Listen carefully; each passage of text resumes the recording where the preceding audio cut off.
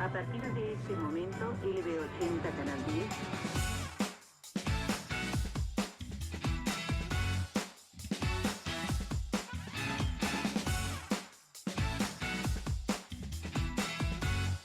Ha nacido el color en la Argentina. Canal 10 de Córdoba se regocija.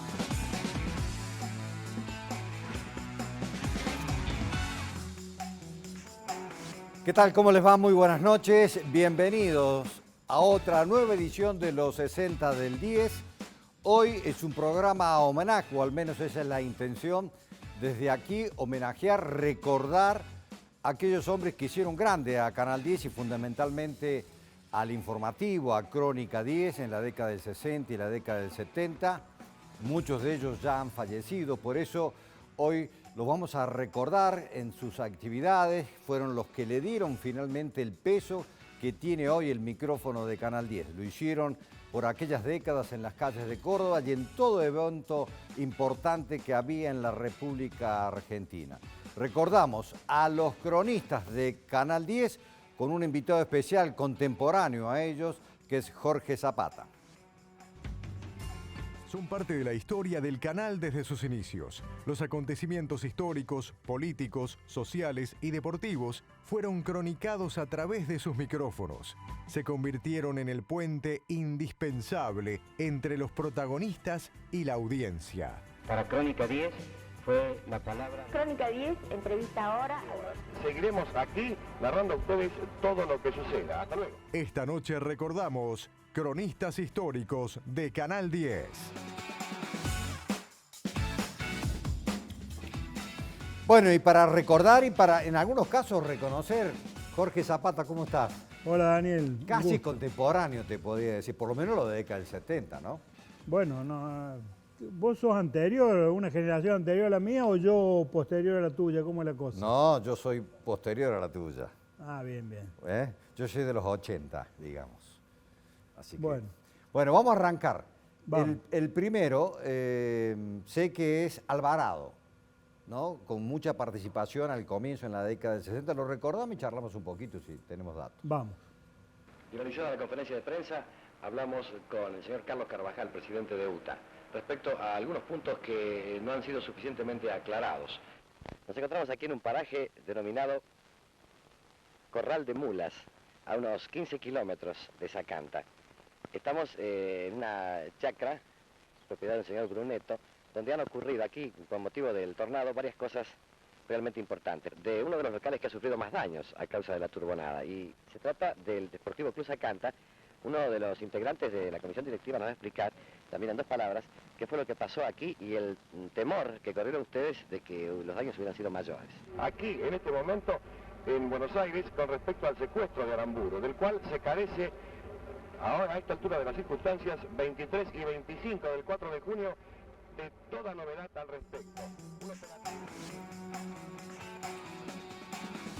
Con mucha participación en esa década hasta el final del Sí, 60. también creo que si vamos a recordar los tiempos de los mobileros, en esa época no eran mobileros, de la historia de Canal 10, la presencia del periodista Alvarado marca un perfil de esa época, de esos comienzos. Claro. No solo la idoneidad profesional, sino también la presencia. El mobilero, como se ve en el caso de Alvarado, además tenía que tener, en la década del 60, anterior a la mía, tenía que tener una presencia.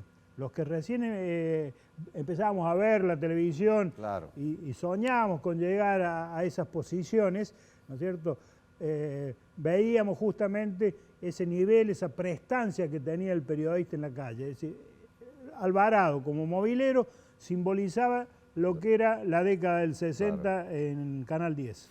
Bueno, el que vamos a recordar ahora sí lo conozco, lo alcancé a conocer, Nilo Neder, periodista deportivo, pero que también participó en la política en los últimos tiempos, en la época que yo lo conocí, ¿no? Y fue uno de mis maestros en el periodismo aquí en Canal 10. Lo recordamos. Norberto Madurga y Antonio Waldo Ratín, dos hombres de Boca Juniors, dos símbolos casi de diferentes tipos de juego tal vez.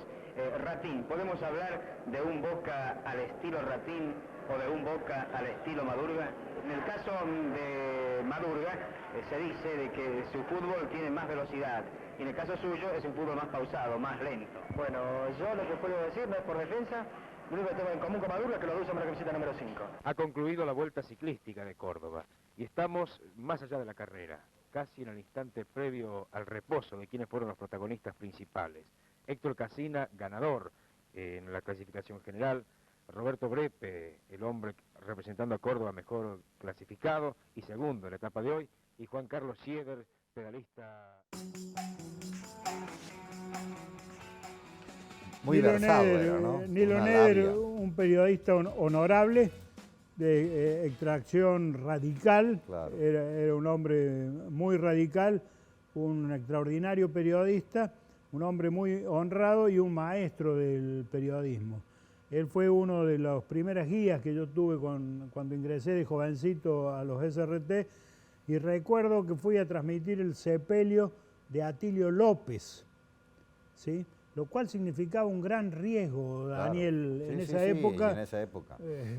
con Navarrazo encima, etcétera, transmitir el sepelio de un líder obrero como Atilio López.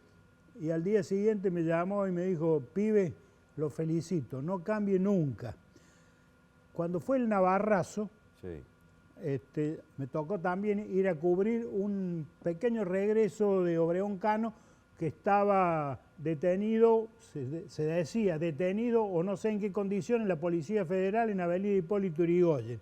Y de repente se empezó a juntar mucha gente, adherentes a Obregón Cano, ¿no es cierto? Y yo estaba haciendo la nota para el informativo de Canal 10 y lo veo a Nilo Neder.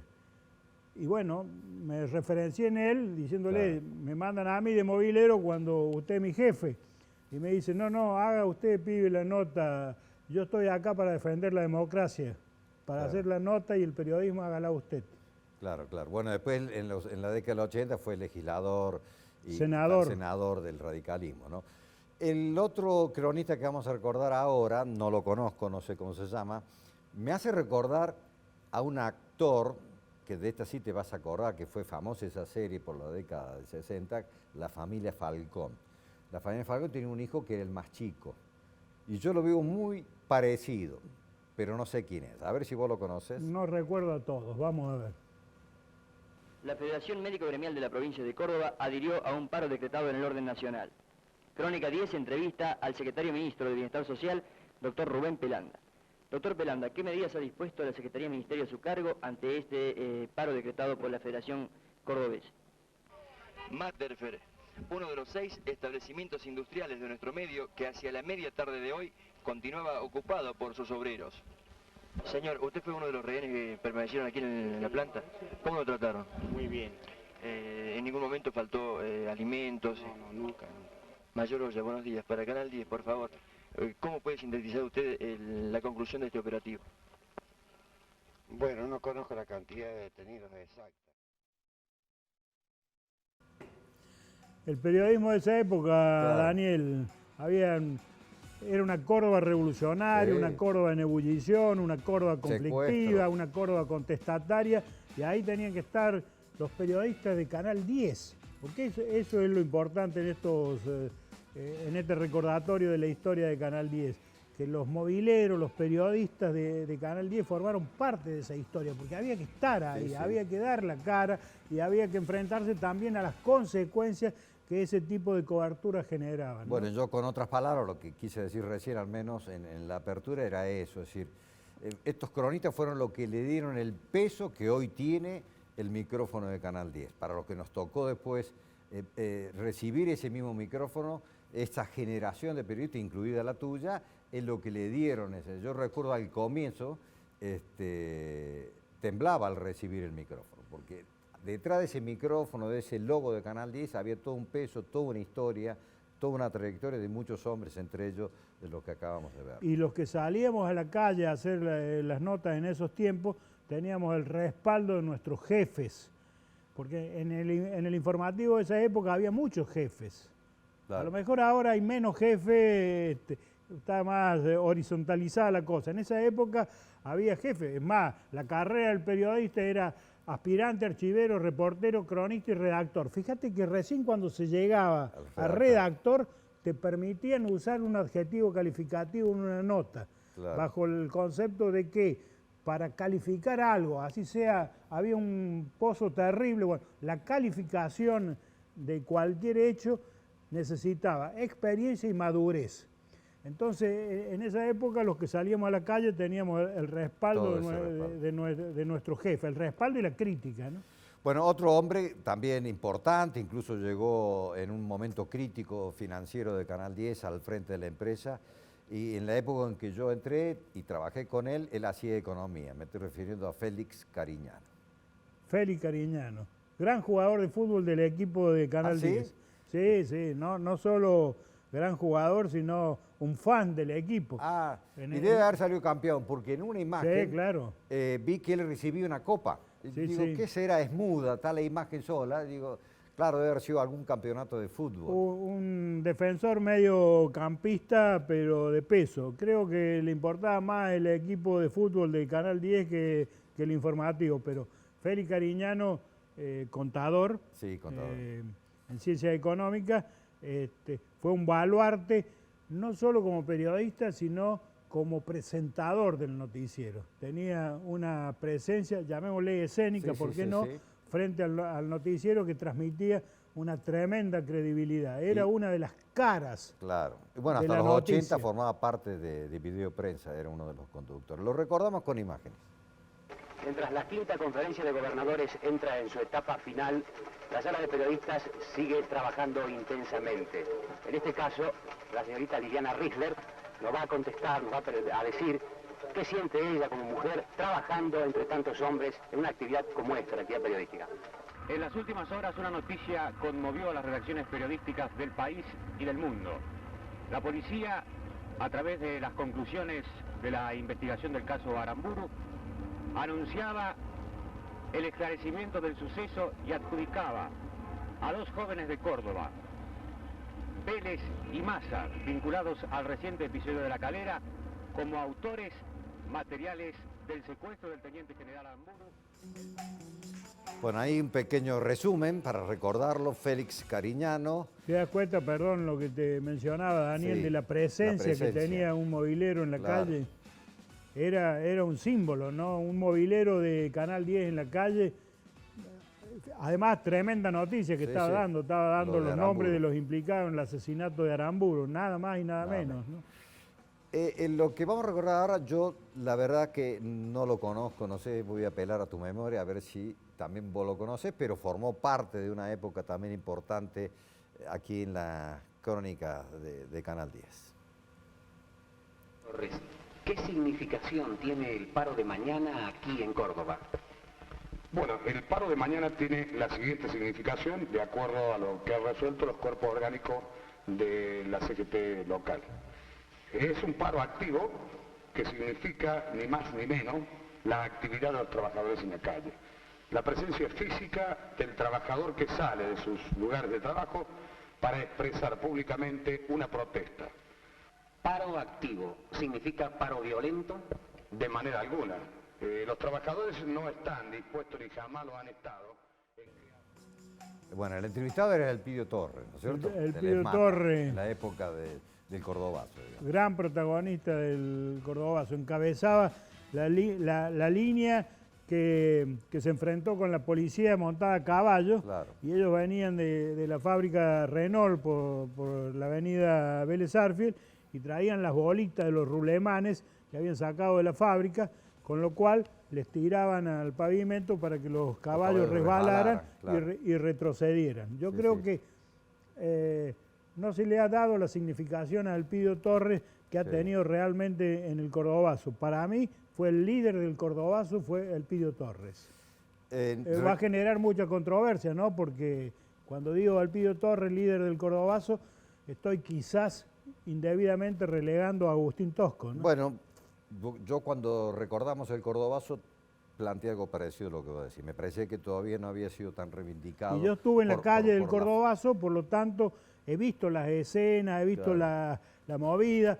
Los estudiantes universitarios se suman después, pero para mí la avanzada del Cordobazo, el primer impacto, Lo primero, Claro. la primera batalla, digamos... Era la ESMATA, las fábricas que venían. El ESMATA que venían en este caso de Renault. Que venían de Renault, sí. El que sigue, esta es una entrevista con Monseñor Primatesta, ¿no? Que además habían recibido una carta del Papa donde le anunciaba que iba a ser cardenal. Localizamos a ver si podemos al cronista de esa época. Ante la consumación del asesinato del teniente general Aramburu y la implicancia que estos hechos de violencia tienen en la vida nacional, Crónica 10 ha querido llevar el mensaje del arzobispo de Córdoba, Monseñor Antonio Primatesta. Señor arzobispo, ¿qué opina con máxima autoridad de la Iglesia en Córdoba ante este tipo de acontecimientos? Bueno, yo quisiera hacer aflorar los sentimientos que ciertamente están en el corazón de los fieles cristianos y de los hombres de buena voluntad aquí en Córdoba. Para Crónica 10 fue la palabra del arzobispo de Córdoba, Monseñor. Bueno, estamos en la década del 60, todo esto bueno, era 69, pero también estaba de moda el bigote. Sí, estaba ese tipo de de moda bigote. el bigote y estábamos en el reinado de Monseñor Primatesta también. Claro. De Sí, moda el sí, bigote sí. y de moda Bueno, Primatesta. tuvo mucho peso. Yo veía que cuando cambiaban de gobernador, ahora observando el archivo, o interventores, en la época de los militares, hasta la NUCE, asumía, firmaba quien se hacía cargo de la provincia por entonces, y el segundo en firmar era Primatesta. Sí, efectivamente, pero además un personaje muy particular que no ha sido analizado en profundidad por la historia cordobesa. Entre los que lo critican por su participación en la época de la dictadura, que debió haber sido la Iglesia más protagonista en defensa de los derechos humanos, y los que le atribuyen a Primatesta haber salvado tantas vidas frente a los genocidas.